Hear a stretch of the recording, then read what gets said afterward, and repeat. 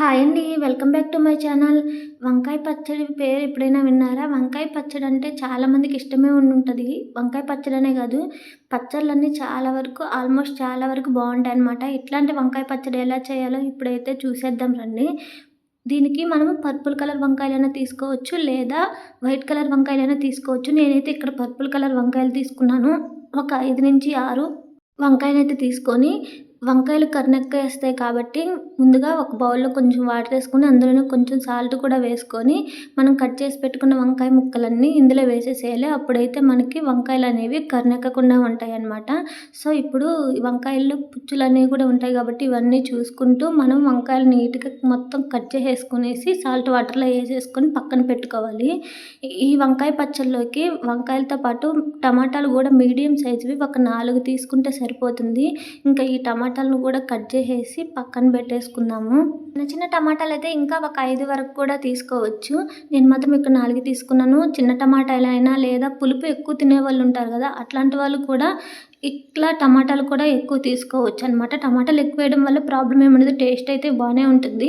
ఇంకా ఇక్కడ కొంచెం చింతపండుని విత్తనాలు లేకుండా తీసి కొంచెం నానబెట్టి పక్కన పెట్టుకోవాలనమాట. తర్వాత ప్యాన్ పెట్టుకొని అందులో కొంచెం ఆయిల్ అయితే వేసుకొని అది కొంచెం హీట్ అయిన తర్వాత కొంచెం వేరుశనగ పప్పు, ధనియాలు అలాగే జీలకర్ర వేసుకొని కొంచెం సేపు ఇలా ఫ్రై చేసుకోవాలి.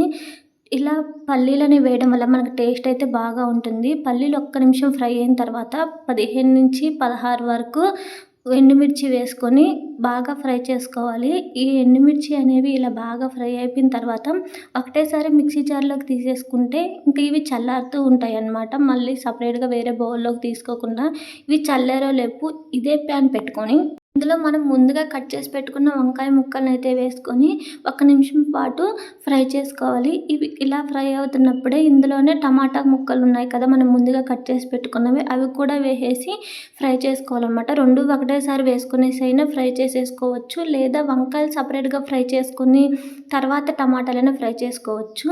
ఒక 5 నిమిషాల పాటు మగ్గిన తర్వాత చూడండి వంకాయలతో పాటు టమాటాలు కూడా మనకి సాఫ్ట్‌గా అయితే మెత్తగా ఉడికిపోయినాయనమాట. తర్వాత మనం ముందుగా మిక్సీ జార్‌లోకి పట్టి పెట్టుకున్నాం కదా! అందులో ఒక 2 స్పూన్ల సాల్ట్ అలాగే నానబెట్టి పెట్టుకున్న చింతపండు కూడా వేసుకొని మిక్సీ పట్టుకోవాలనమాట బాగా. ఇది మిక్సీ బాగా పట్టేసిన తర్వాత ఒకసారి తీసి చూసుకుంటే ఇలా అయితే వచ్చేస్తుంది.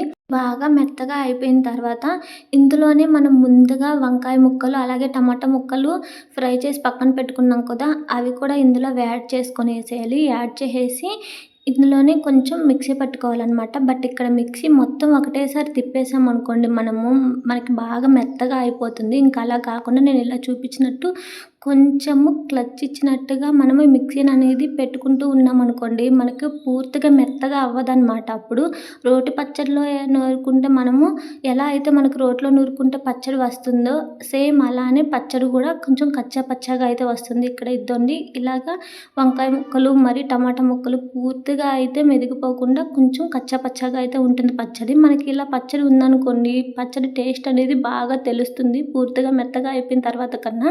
ఇంకా ఇదే ప్యాన్‌లో ఆయిల్ వేసుకొని కొంచెం ఆవాలు అలాగే ఒక 4 తెల్లగడ్డలు వేసుకొని ఒకసారి ఊరికే అలా కలుపుకోవాలనమాట. కొంచెం ఈ తెల్లగడ్డలనేవి వేగిన తర్వాత ఇందులోనే మనము కొంచెం కరివేపాకు కూడా యాడ్ చేసుకోవాలనమాట. కరివేపాకు యాడ్ చేసుకొని ఇది కొంచెం బాగా ఫ్రై అయిన తర్వాత మరీ ఎక్కువ మాడిపోకుండా కొంచెం లైట్‌గా ఫ్రై అయిపోవాలి. లైట్‌గా ఫ్రై అయిపోయిన తర్వాత మనం పచ్చడినైతే ఇందులో వేసేసుకొని మొత్తము ఒకసారి బాగా కలుపుకోవడమే. చూడండి పచ్చడి చూస్తుంటేనే చాలా టెంప్టింగ్‌గా ఉంది కదా! ఇంక ఇలా ఒకసారి బాగా కలుపుకునేసేస్తే మన పచ్చడైతే రెడీ అయిపోతుంది.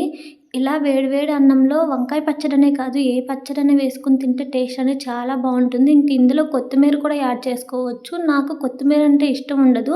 అందుకని చెప్పి నేను లాస్ట్‌లో కొంచెం కరివేపాకు అయితే యాడ్ చేస్తున్నాను. కొత్తిమీర యాడ్ చేసుకునే వాళ్ళు కూడా యాడ్ చేసుకోవచ్చు. కొత్తిమీర ఇష్టపడే వాళ్ళు టమాటా, వంకాయ ముక్కలతో పాటు కొత్తిమీరను కూడా మగ్గించుకొని వేసుకోవచ్చు. టేస్ట్ అయితే బావుంటుంది.